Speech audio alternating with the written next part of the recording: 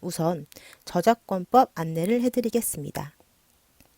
저작권법에 따라 학교 수업을 위한 저작물은 본 홈페이지에서만 이용 가능하며 이외의 공간에서 저작물을 공유 또는 게시하는 행위는 저작권법 위반에 해당될 수 있습니다.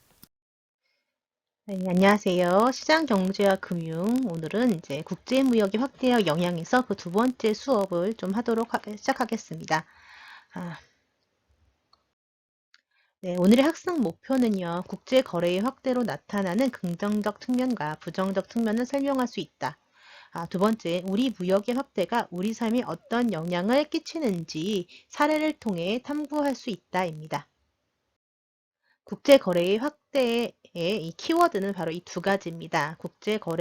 거래로 얻을 수 있는 이익과 국제거래의 확대로 인한 문제점, 이 두 가지가 오늘의 키워드라고 생각하시면 됩니다. 우리가 앞에서 국제거래가 어떻게 이루어지는지, 즉 절대우위와 상대우위, 그리고 각 나라의 생산비의 상대적 생산비에 따른 특화에 대해서 얘기했었는데요. 바로 이것이 국제거래가 나타나게 되는 원인이고요. 오늘은 국제거래로 얻을 수 있는 이익에 대해서 얘기해 보도록 하겠습니다. 아, 우리나라는 전 세계 200여 개국과 약 2만여 종이 넘는 품목을 거래하고 있습니다. 이처럼 무역을 많이 하기 때문에 세계 경기가 나빠지면 국내 생산과 고용에 타격을 입을 수 있다는 전망도 있습니다. 예, 무역이 증가하면 이익만 생기는 것이 아니라 손해도 발생할 수 있다라고 얘기를 하죠. 어떤 측면일까요? 우선 소비자의 입장에서 본다면 이익은 일단 살 수 있는 상품 선택의 폭이 확대되겠죠. 여러분이 과거에는 국내에 있는 물건만 샀다면 최근에는 직구라고 하는 거 많이 들어보셨죠? 아마존이라든지 뭐 몰테일이라든지 다양한 형태의 인터넷을 통해서 이러한 다양한 상품들을 싸고 질 좋은 물건들을 살 수 있게 됐다라고 하는 것들을 알 수 있고요. 또 이런 교통통신의 발달은 해외여행, 해외 취업 등 생활 범위의 확대가 되었다라고 하는 것도 장점일 겁니다. 과거에는 국내 안에서만 우리가 뭐 취업을 하거나 국내 여행을 했다면 최근에는 물론 코로나19로 인해서 여러 가지 어려운 면이 있지만 전 세계 해외여행을 다니고요. 또 해외에 가서 취업을 하는 경우도 많다라고 볼 수 있죠.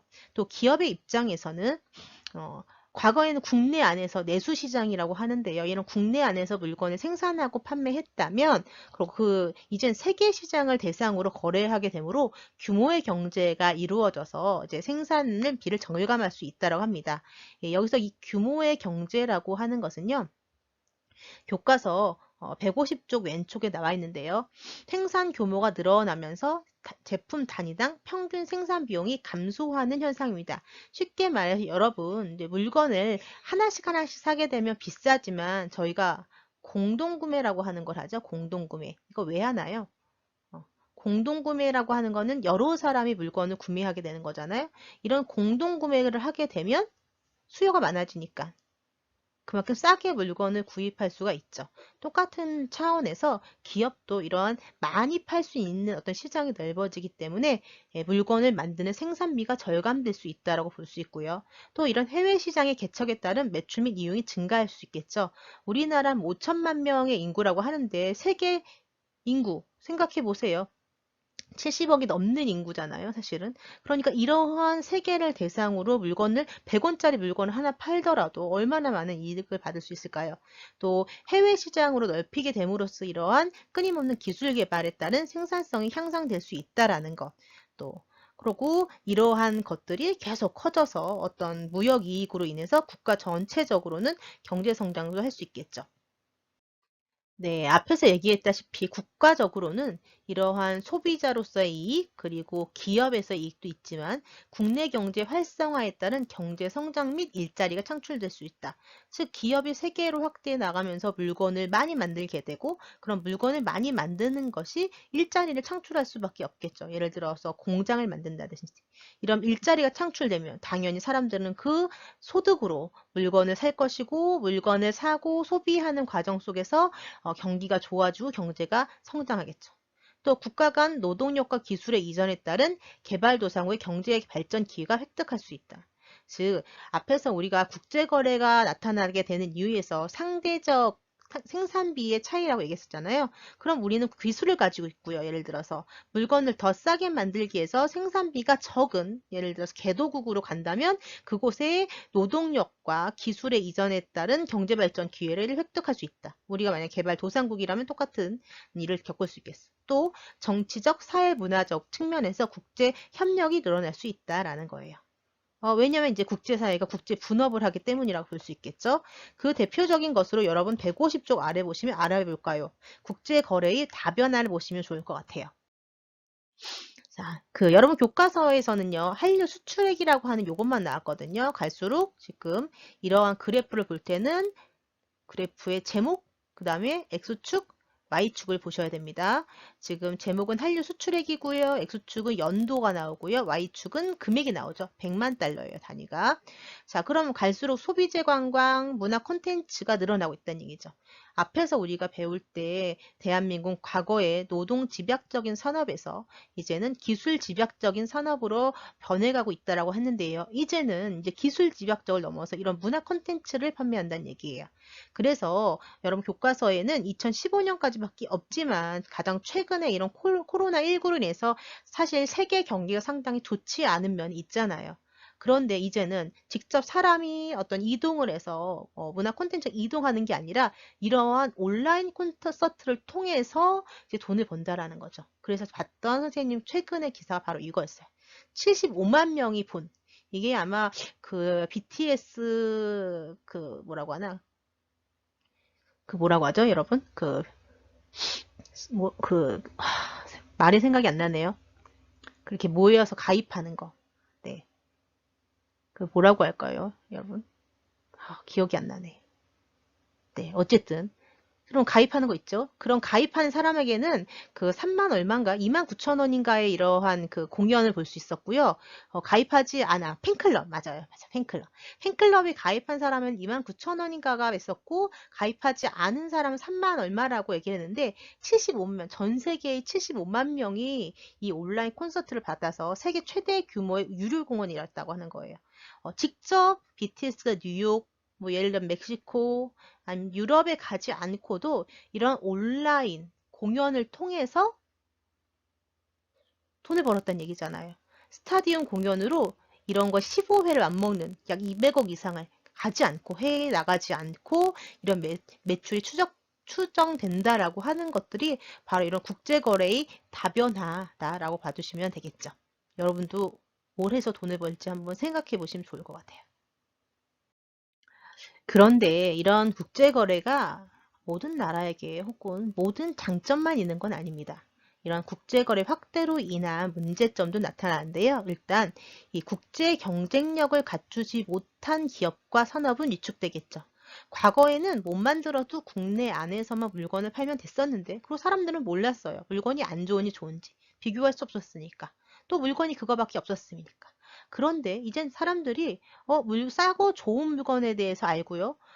이젠 해외에서도 물건을 산단 말이에요. 그래서 국제 경쟁력을 갖추지 못한 기업, 즉 기업과 산업은 아무래도 망할 수밖에 없다는 얘기예요. 그로 인해서 산업의 다양성이 감소하고 여기에 종사하는 노동자들의 일자리가 감소할 수 있다는 거고요.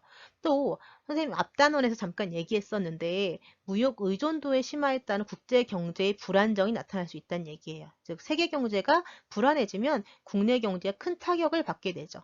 세계화로 인해서 노동, 자본, 이런 것, 기술이 이동하는데 앞에서 서브프라임 모기지 사건에 대해 선생님 얘기했었죠. 이런 것처럼 무역 의존도 심화는 해외의 어떠한 경기가 국내에도 영향을 미칠 수밖에 없다라는 거. 그래서 선생님 봤던 뉴스 중에 최근에 이 홍콩발 문제가 터졌었는데 그로 인해서 국내 어떤 수출입 에 대한 문제가 터진 얘기들도 뉴스에서 나왔으니 한번 찾아보시면 좋을 것 같습니다. 또한 이 국민 경제의 자율성, 이 얘기는 이제 우리나라가 우리나라만의 어떠한 정책을 만드는 데 있어서 온전하게 우리나라만의 문제가 아니다라는 거죠. 즉, 국가 간 갈등과 마찰이 일어날 수 있어서 국내 산업을 보호하거나 지원하는 정책을 함부로 펼칠 수 없다는 얘기예요. 즉, 국가 간에 우리 FTA를 맺었었잖아요. FTA. FTA는 프리 트레이드 어그리먼트의 약자예요. FTA를 맺으면 국가 간의 어떤 장벽을 허물어서 자유롭게 경쟁으로서 혹은 자유롭게 무역을 하자라는 건데, 우리나라의 무역, 우리나라의 상품을 보호하기 위해서 해외에서 들어오는 물건에 대해서 관세를 많이 부과하게 되면 그 나라 입장에서는 불공정하다고 생각할 수 있다라는 거예요. 그래서 그 불공정에 대해서 WTO에 제소를 할 수 있고 국가 간 갈등이 생긴다는 거예요. 그래서 국내 산업을 보호하거나 지원할 정책을 국내의 어떠한 그러니까 정부에서는 함부로 만들 수 없다라는 이런 단점도 있다라는 것 알아두시면 좋을 것 같아요. 자, 그러면 우리 교과서 151쪽에 있는 생각을 키우는 활동을 한번 풀어보도록 합시다. 우리나라의 국제 거래에 대해서 나오는데요. 우리 앞에서 선생님 좀 얘기했었는데, 우리나라의 무역 의존도, 이 무역 의존도라고 하는 건 수출과 수입을 다 얘기를 하는 거고요. 이 무역 의존도 추이를 보시고요. 두 번째는 우리나라 전체 수출액 중 주요국이 차지하는 비중을 봐주시면 좋을 것 같아요. 자, 이런 그래프를 볼 때는 앞에서 얘기했었죠. 제목 보고, X축 보고, Y축 보고, 그래프의 경향을 확인합니다. 자, 그럼 자료 1과 같은 현상이 우리 경제에 끼치는 영향을 말해보자. 자료 1. 봤죠, 여러분? 시간에 따라서 무역 의존도가 높아지고 있다. 무역 의존도가 높으면 어떻게 될까요? 여러분들은 이렇게 선생님이 얘기하기 전에 문제를 먼저 풀어보시고 듣는 게 훨씬 도움이 됩니다. 지금이라도 풀어보세요. 잠깐 멈추시고. 자, 무역 의존도가 매우 높기 때문에 세계 경제의 불안 요인이 발생하면 수출 환경이 나빠져 국내 경제가 불안해질 수 있다라고 얘기를 하고 있죠. 네, 좋아요. 자, 두 번째, 자료 1을 근거로 할 때 중국 경제가 침체되면 중국이에요. 우리 경제는 어떤 일이 일어날지 말해보자. 자, 그래프의 제목 보시고요. X축, Y축. 자, 그런데 여기 그래프가 두 개네요. 자, 이 분홍 색깔 그래프는 중국이고요. 이 그린 색깔을 보시면 미국, 일본, 유럽연합을 합친 수출액이에요. 그래프의 경향을 보자면 중국에 대한 수출액이 상당히 늘어나고 있죠. 물론 여긴 조금 떨어지긴 했지만 전반적으로 늘어나고 있고요. 미국, 일본, 유럽을 합친 수출액은 줄어들고 있어요. 전반적인 경향을 보는 겁니다. 그러면 중국 경제가 침체되면 우리나라가 중국에 수출을 많이 하고 있는데 지금 중국 경기가 침체되면 당연히 수출이 늘까요? 수출이 줄까요? 그렇겠죠. 중국에서 경기가 안 좋으니까 수입을 하지 않을 거고 우리나라는 수출이 줄어들 수밖에 없겠죠. 자, 중국 경제의 침체는 우리 수출에 악영향을 끼쳐 우리 경제에 불안 요인을 작용할 수 있다는 거죠. 그 얘기는 자, 3번 문제 보도록 하겠습니다. 별표. 자, 자료 1과 2와 같은 현상으로 인해서 이제 이런 건 종합하는 문제죠. 나타나는 문제와 이에 대한 해결책이나 해결 방안을 토의해보자. 자기가 생각하는 걸 한번 써보세요. 잠깐 멈추시고요. 무역 의존도는 높아지고 있고 특히나 특정 나라에 대한 무역 의존도 높아지고 있다는 건 그 나라의 어떤 경제 상황이 우리에게 미치는 영향이 크다라고 생각할 수 있다는 얘기예요.